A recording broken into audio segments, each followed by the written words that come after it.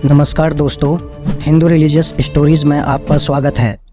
आज हम बात करने वाले हैं प्राचीन भारत के साइंटिफिक अचीवमेंट के बारे में। रिलीजन, फिलॉसफी और लिटरेचर के साथ साथ एंसेंट इंडिया का mathematics, astronomy, science, medicine, Ayurveda, योग इत्यादि फील्ड में बहुत बड़ा योगदान रहा है। इस वीडियो में हम एक एक कर सभी फील्ड के साइंटिस्ट और उनकी अचीवमेंट के बारे में चर्चा करेंगे। शुरू करते हैं मैथमेटिक्स और एस्ट्रोनॉमी से। आपको यह जानकर आश्चर्य होगा कि मॉडर्न डे मैथमेटिक्स के कई थ्योरम और कॉन्सेप्ट एंसेंट इंडियन मैथमेटिक्स को पता था, लेकिन प्रॉपर दस्तावेज और प्रचार प्रसार में कमी होने के कारण उन्हें वह स्थान नहीं मिल पाया जो उनके वेस्टर्न साथियों को मिला है। उदाहरण के लिए हम एंसेंट ग्रीक मैथमेटिशियन यूक्लिड की पॉपुलैरिटी से अब तक परिचित हैं, और आज हम कुछ इम्पोर्टेंट एंसेंट इंडियन मैथमेटिशियन और एस्ट्रोनॉमर के कंट्रीब्यूशन को भी अच्छे से जानेंगे। सबसे पहले बात करते हैं बौधायन की। बौधायन ने कई कॉन्सेप्ट और थ्योरम दिए थे जिसे वेस्टर्न वर्ल्ड ने बाद में रीडिस्कवर किया था। जैसे उन्होंने सबसे पहले पाई का वैल्यू कैलकुलेट किया था, जिससे किसी भी सर्कल का एरिया और सरकमफ्रेंस कैलकुलेट किया जा सकता था। उनकी किताब सूल्ब सूत्र में पाइथागोरस थ्योरम जैसे इक्वेशन हमें पाइथागोरस से पहले देखने को मिला है। अगले साइंटिस्ट हैं आर्यभट्ट। बौधायन की तरह आर्यभट्ट ने भी स्वतंत्र रूप से पाई की वैल्यू का मान दिया। उनके हिसाब से पाई की अप्रॉक्सीमेट वैल्यू लगभग 3.1416 थी। आर्यभट्ट 5th सेंचुरी एडी के महान मैथमेटिशियन, एस्ट्रोनॉमर, एस्ट्रोलॉजर और फिजिसिस्ट थे। 23 साल की उम्र में ही उन्होंने आर्यभट्टीय नामक किताब लिख डाली थी, जो उनके समय की मैथमेटिक्स की कंप्लीट समरी थी। इसमें आपको decimal system, number theory, geometry, trigonometry, algebra और एस्ट्रोनॉमी पर बड़ा अच्छा एक्सप्लेनेशन मिल जाएगा। आर्यभट्ट ने सबसे नोटेबल जीरो का आविष्कार किया था। इसके कारण उन्हें पृथ्वी और चांद के बीच दूरी निकालने में काफ़ी मदद मिली थी। स्पेस साइंस में आर्यभट्ट ने हमारे सोलर सिस्टम के बारे में बहुत इंपॉर्टेंट हाइपोथेसिस दिए हैं, जो बाद में चलकर सच साबित हुई। एस्ट्रोनॉमिकल ऑब्जर्वेशन के आधार पर उन्होंने बताया था कि पृथ्वी अचल यानी कि इमूवेबल नहीं है, बल्कि अपने एक्सेस पर रोटेट करती हुई एक स्फेरिकल बॉडी है। उन्होंने हेलियोस्ट्रिज्म का भी कॉन्सेप्ट दिया था, जिसके अनुसार सभी प्लैनेट सूर्य का चक्कर लगाते हैं।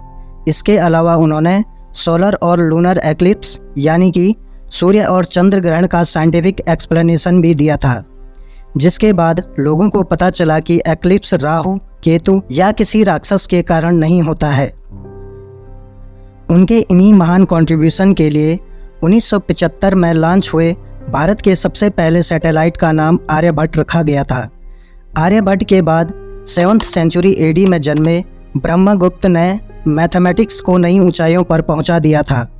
ब्रह्मगुप्त का मल्टीप्लिकेशन करने का मेथड आज के मल्टीप्लिकेशन मेथड के काफ़ी सिमिलर था। उन्होंने मैथ में जीरो से रिलेटेड ऑपरेशन इंट्रोड्यूस किए, और साथ ही उन्होंने ब्रह्मसूत्र सिद्धांतिका नामक एक किताब भी लिखी थी, जिससे अरब को इनके मैथमेटिकल सिस्टम का पता चला। इस किताब में कई मेजरिंग इंस्ट्रूमेंट का भी मेंशन है, जिससे उस समय के एस्ट्रोनॉमर रीडिंग लिया करते थे। हमारे अगले मैथमेटिशियन हैं भास्कराचार्य। ब्रह्मगुप्त से 500 साल बाद 12th सेंचुरी एडी में जन्मे भास्कराचार्य उस समय के लीडिंग मैथमेटिशियन हुआ करते थे। उनका घर और जन्म कर्नाटका के बीजापुर डिस्ट्रिक्ट में हुआ था। उन्होंने सिद्धांत शिरोमणि नाम से एक फेमस बुक लिखी थी, जिसमें 4 सेक्शन थे। पहला लीलावती यानी अर्थमेटिक, दूसरा बीजगणित यानी अलजेब्रा, तीसरा गोलाध्याय यानी स्फेयर, और चौथा सेक्शन ग्रह गणित यानी मैथमेटिक्स ऑफ प्लैनेट्स था। 19th सेंचुरी में जेम्स टेलर ने लीलावती सेक्शन का इंग्लिश में ट्रांसलेट किया था, जिसे पूरी दुनिया को भास्कराचार्य के ब्रिलियंट मैथमेटिक्स के कॉन्सेप्ट का पता चला। उन्होंने अलजेब्रिक इक्वेशन सॉल्व करने के लिए सटीक मेथड खोजा था, जिसे यूरोपियंस ने बाद में इन्वर्स साइकिल नाम से पॉपुलराइज किया। इसके अलावा जैन गुरुओं ने भी मैथमेटिक्स के फील्ड में बहुत योगदान दिया है। महावीराचार्य उनमें से एक हैं। महावीराचार्य ने 850 एडी में गणित सार संग्रह लिखा था, जो आपको आज के अलजेब्रा टेक्स्ट बुक से काफ़ी मिलता जुलता लगेगा। उन्होंने जॉन नेपियर के एलसीएम निकालने के मेथड से बहुत पहले एलसीएम निकालने का पैटर्न खोज लिया था। मैथ्स और एस्ट्रोनॉमी के साथ साथ प्राचीन भारतीयों ने साइंस के फील्ड में भी बहुत बड़ा योगदान दिया है। साइंस की बात करें तो सबसे पहले नाम कणाद का आता है। 6th सेंचुरी बीसी में जन्मे Kanada Vaisheshika school of philosophy से ताल्लुक़ रखते थे। उनका असली नाम औलोक्या था, पर बचपन से उनकी रुचि कण यानी माइन्यूट पार्टिकल में थी, जिसके कारण उनका नाम कणाद पड़ गया था। आश्चर्य की बात यह है कि डाल्टन से करीब 2600 साल पहले उन्होंने एटॉमिक थ्योरी दी थी, जो मॉडर्न एटॉमिक थ्योरी के काफ़ी करीब थी। कणाद के बाद 6th सेंचुरी एडी में जन्मे वराहमिहिर प्राचीन भारत के दूसरे वेल नोन साइंटिस्ट थे। वराहमिहिर ने हाइड्रोलॉजी, जियोलॉजी, इकोलॉजी और एस्ट्रोलॉजी यानी ज्योतिष शास्त्र में बहुत उच्च काम किया था। उदाहरण के लिए उन्होंने ऐसे 6 जानवरों और 30 पौधों के नाम बताए थे जिससे ग्राउंड वाटर का पता लगाया जा सके। इसके अलावा बृहद संहिता नामक किताब में वराहमिहिर ने अर्थक्वेक प्रेडिक्शन पर एक पूरा चैप्टर लिखा था। उन्होंने पंच सिद्धांतिका नामक किताब भी लिखी थी, जिसमें 5 एस्ट्रोनॉमिकल सिस्टम को डिस्क्राइब किया गया था। एस्ट्रोनॉमी के साथ साथ केमिस्ट्री के फील्ड में भी एंसेंट इंडियन बहुत आगे था, जिसमें सबसे प्रमुख नाम आता है नागार्जुन का। 10th सेंचुरी एडी में जन्मे नागार्जुन ने केमिस्ट्री और मेटलर्जी में कमाल का काम किया था। उन्होंने अपना पूरा जीवन किसी भी मेटल को गोल्ड में कन्वर्ट करने में लगा दिया, जिसे एल्केमी भी कहा जाता है। यद्यपि वह पूरी तरह सफल नहीं हो पाए, परंतु उन्होंने इस प्रोसेस में एक गोल्ड प्लेटिंग टेक्नोलॉजी डेवलप कर ली थी, जो आज भी इमिटेशन ज्वेलरी बनाने में उपयोग किया जाता है।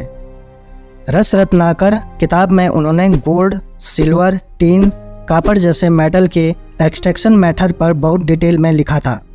इसके अलावा मेटलर्जी में एंसेंट इंडिया की गुणवत्ता का पता आप गुप्ता एज में बने दिल्ली आयरन पिलर से भी लगा सकते हैं, जिसमें आज तक जंग नहीं लगा है। इसके अलावा एंसेंट इंडिया में मेडिकल साइंस किसी भी साइंस से पीछे नहीं था। मेडिसिन और सर्जरी मेडिकल साइंस के 2 प्रमुख डिवीज़न होते हैं। प्राचीन भारत में आयुर्वेदिक मेडिसिन और सर्जरी दोनों तरीके से ही मरीज़ का इलाज किया जाता था।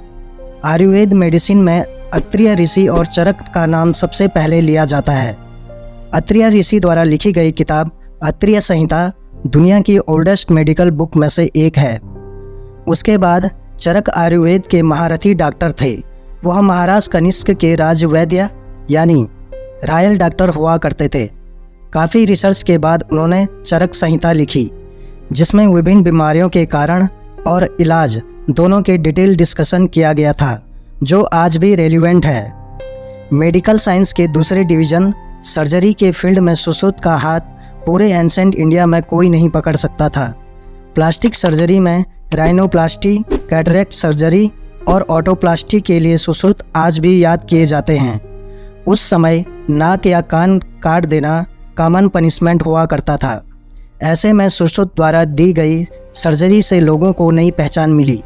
सुश्रुत संहिता नामक किताब में उन्होंने सर्जरी के अलावा 1100 बीमारियों, 760 मेडिसिनल प्लांट के बारे में भी बताया था। यह प्लांट्स आपको आज कई घरेलू नुस्खों में मिल जाएंगे। जरूरी नहीं है सारी बीमारियों का इलाज आयुर्वेदिक मेडिसिन और सर्जरी से ही हो जाए। कुछ बीमारियां खराब लाइफस्टाइल के कारण भी हो सकती हैं। प्राचीन भारतीयों ने ऐसी बीमारियों से निपटने के लिए योग का इजाद किया। योग हीलिंग विदाउट मेडिसिन पर फोकस करता है। पतंजलि के योग सूत्र के अनुसार इसमें फिजिकल एक्सरसाइज यानी आसन, मेडिसिनल और ब्रीदिंग एक्सरसाइज यानी प्राणायाम के कॉम्बिनेशन से फिजिकल, मेंटल, इमोशनल और स्पिरिचुअल बैलेंस प्राप्त किया जाता है। योग के इन बेनिफिट्स के कारण 2015 से हर साल 21 जून को राष्ट्रीय योग दिवस मनाया जाता है। भारत के लिए उसके रिच एंड ग्लोरियस पास्ट की रिकॉग्निशन इससे बेहतर क्या हो सकती है। दोस्तों, जैसा हमने देखा कि प्राचीन भारत साइंटिफिक अचीवमेंट के हिसाब से एक गोल्ड युग था। भारत में डेवलप कई इंपॉर्टेंट कॉन्सेप्ट अरब द्वारा यूरोप तक पहुंचाए गए थे। और ब्रिटिशर्स ने भी इंडिया आने के बाद लीलावती जैसी बुक्स रीडिस्कवर की थी। प्राचीन भारतीय साइंटिफिक ट्रेडिशन को बरकरार रखते हुए आज भी इंडियन साइंटिस्ट ग्लोबल प्रॉब्लम के सलूशन में अपना योगदान देते हैं। इसका अच्छा उदाहरण है साल 2000 के आने से पहले Y2K कंप्लायंस कंप्यूटर प्रोग्राम का बनाना। इस प्रॉब्लम से निपटने के लिए हमारे साइंटिस्ट ने दिन रात मेहनत कर पूरे दुनिया के बैंकिंग सिस्टम, एयर ट्रैवल इत्यादि को क्रैश होने से बचाया था।